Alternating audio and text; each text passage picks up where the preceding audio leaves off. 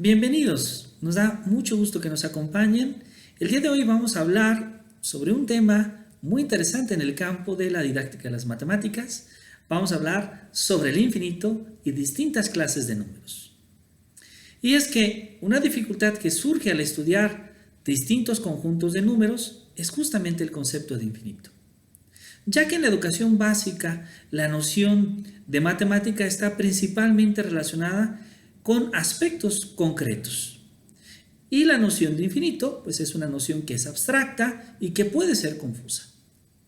Vamos a comenzar mencionando algunos usos de esta noción que por una parte pues están asociados a algo que no tiene ni puede tener fin ni término, o que puede ser muy numeroso o enorme, que es un lugar impreciso en su lejanía y vaguedad, un valor, por ejemplo, mayor que cualquier cantidad asignable, excesivamente o muchísimo. Vamos a estudiar entonces esta noción de infinito en conjuntos numéricos. Y para comenzar esta conversación, vamos a referirnos primero a un conjunto que usamos para contar los objetos. Debo decir que este conjunto es infinito. Y me estoy refiriendo, desde luego, al conjunto de los números naturales. El 1, el 2, el 3, el 4, el 5, el 6, n objetos. Y después podemos tener n más 1, n más 2, n más 3, así sucesivamente. Bueno, pues el conjunto de los números naturales es un conjunto infinito. De hecho, diremos que es el infinito más pequeño que llamamos infinito numerable al epsilon. De hecho, diremos que un conjunto es infinitamente numerable si el número de sus elementos es como el de los números naturales. Ahora, los números naturales forman parte de un conjunto de números más grande o más amplio, que es el conjunto de los números enteros, que escribimos habitualmente en matemáticas con la letra Z. Podríamos decir, inclusive, que los números enteros son isomorfos o que tienen la misma estructura a unir en nuestra recta de números a los números enteros negativos, unión con el cero, unión con los números enteros positivos.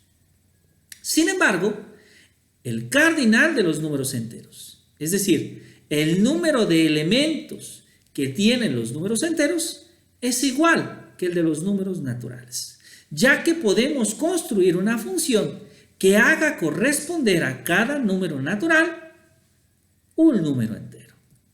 Por otro lado, podemos considerar el conjunto de los números racionales, estos números que habitualmente llamamos fracciones y que podemos escribir justamente como el cociente de dos números enteros, distintos de cero. A este conjunto que habitualmente llamamos Q, pues podríamos afirmar que este conjunto tiene el mismo cardinal que el de los números enteros y que el de los números naturales. Esto es porque podemos hacer corresponder a cada número entero un número racional. Pero la pregunta es, ¿hay conjuntos más grandes? Pues sí, por ejemplo, el conjunto de los números irracionales. Todos aquellos números que no podemos expresar como el cociente de dos números enteros y que además, debo decirlo, que tienen un cardinal mucho más grande, que habitualmente llamamos infinito no numerable.